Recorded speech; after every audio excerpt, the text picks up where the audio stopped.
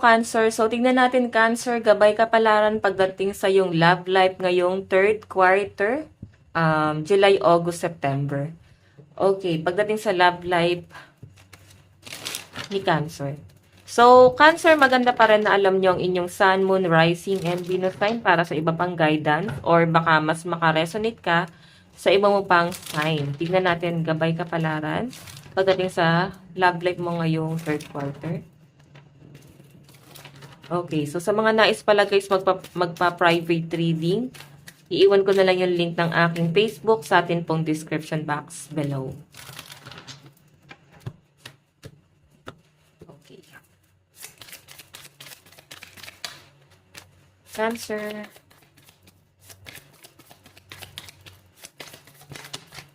Meron tayong wedding ring. Oh, I think kasal kayo ng person mo. Ayan, no? Parang tinamaan talaga sa yung person mo. So, para bang ang bilis lang ng pangyayari, guys. Ay, dalawa yung nakuha. Isa lang. Parang ang bilis ng pagsasama sa pinapakita sa akin, Cancer. So, receiving what you need, progression, arriving, moving on, closure, issue. Siguro itong person na to, nakilala mo siya ng broken-hearted. Okay? Broken-hearted siya sa ibang tao. Patayin ko lang guys yung ilaw. Wait lang. Okay. So, ayun nga guys, maaari kasi na itong person na to, ikaw yung naging sandalan niya nung down na down siya. Okay? So pinapakita sa akin guys, mukhang merong wedding na magaganap ngayong third quarter. Cupid's arrow, parang biglaan, no? New person yung nasasagap ko. Or pwede guys, nakarelasyon mo.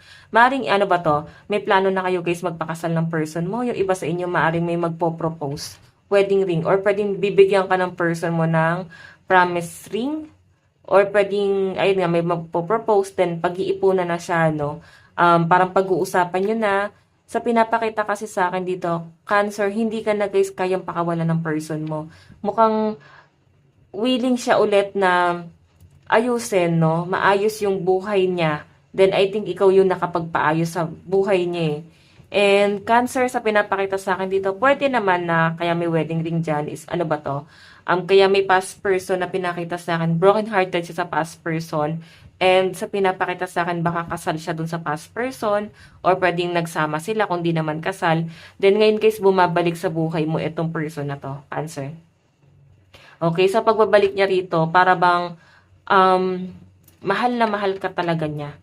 So ikaw parang napapaisip ka, bakit ganun siya? Dati hindi naman ganito yung na-feel mo sa mga past person mo, sa mga ex mo. Ngayon itong person na to guys, siya yung nagpaparamdam ng totoong pagmamahal sa inyo.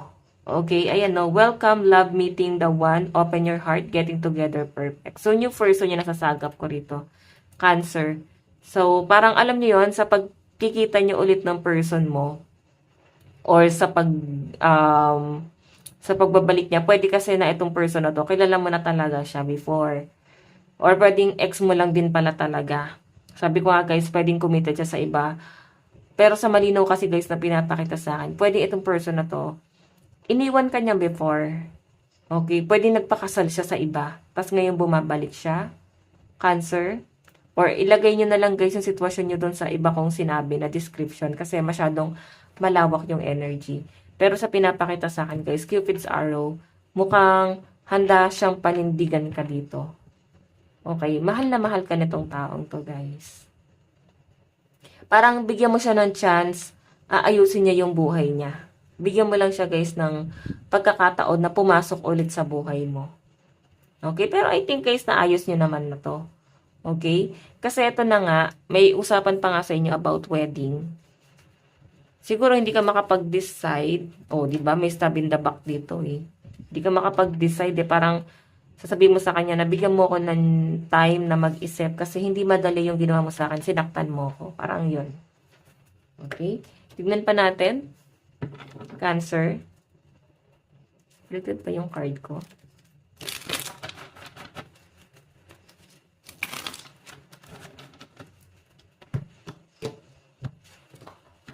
Tignan natin. Cancer. Meron tayong 4 of Cups, 'di ba? Napakatindi ng pagsisisi nitong taong 'to. Kasi regret kasi yan guys, yung Four of Cups. Ikaw, binabalance mo yung energy mo. Parang titignan mo kung mahal mo ba talaga siya.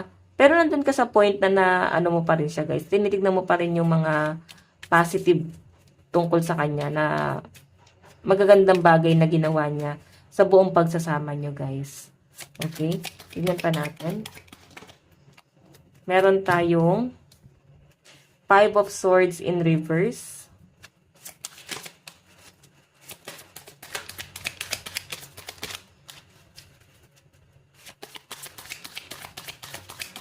Spirit guide, love, reading for the answer. Okay. Meron tayong Two of Wands in reverse and Justice in reverse. Diba? Justice kasi guys parang wedding. So, I think yun lang talaga yung naging issue niya ng person mo. Yung wedding. So, meron na ako nakita rito guys, Five of Swords and Two of Wands. Hindi mo naman din talaga guys ine-expect na babalik pa siya sa buhay niyo. Pero, nagpaparamdam siya or bumalik talaga siya ng kusa. Yun nga, pwedeng kasal na siya, committed na siya sa iba. Siguro hiwalay na siya doon. Yun siguro yung matinding pagsisisi niya. Or pwedeng kasal kayong dalawa. Pwedeng sa'yo pala talaga siya guys, kasal. Okay? Or ayan, ano ba to? Baka guys, hindi naman talaga guys kasal. Pwede naman na nag-live-in lang. Okay, medyo ano siya guys, kaya rin siguro parang halo-halo yung energy, naguguluhan nitong person na to. Okay, hindi niya kasi alam kung saan siya lulugar ngayon. Huwag na nga natin to i-reverse para mas madali natin basahin. Pero ganun pa rin siya guys, reverse ko pa rin siya babasahin. Sa pinapakita sa akin dito guys, Two of Wands, maraming na-realize tong taong to. May nakikita akong communication dito. So, I think may pag-uusap sa inyo. Yun nga lang guys, pag-iisipan mo mabuti. Kasi okay ka naman Okay? Four of Cups kasi guys, sa pinapakita sa akin dito, matindi yung pagsisisi na tong taong to. As in, napakatindi ng pagsisisi at panghihinayang niya sa inyo. Sana pala hindi na lang nangyari. Ganun yung pinapakita, no? Sana pala hindi ka na lang niya tinalikuran before, pinanindigan ka na lang niya. Pero ito nga guys, may wedding na po na magaganap ngayong third quarter sa inyo. Nasa iyong kamay yung desisyon. Okay? Kasi itong person na to guys, papanindigan ka nito. May wedding ring po. Wedding rings. Baka promise ring. Ibibigay sa inyo. Tignan pa natin. Love advice, meron tayong power. The power of love is like a magnet drawing soul together. Baka soulmate mo to guys. Parang power of love. Sa dami-dami ng pumigil sa pagsasama yung dalawa. Sa dami-dami ng parang sa dami ng struggle na pinagdaanan nyo. Hindi naman talaga kayo guys mabilis na tibag. Okay? Siguro may something dito na nangyari kung bakit etong person na to iniwan ka na lang niya. Pero bumabalik naman siya guys. Ayan no. Napaka-fiery nung energy. Meron tayong rekindle. Every relationship has magical moment that can be rekindled. Pasensya na guys, no? Hirap magsalita pag naka-brace, parang nakakautal. Yung iba kaya Okay, so I think i-entertain mo pa rin tong taong to. Kakausapin mo siya. Kaya parang isa to sa dahilan kung bakit ka naguguluhan ngayon. Kasi pwedeng may iba kang taong tinitingnan. Okay? So, Cancer, ito lang naman po ang inyong love reading. Okay, sana yung nagustuhan mo.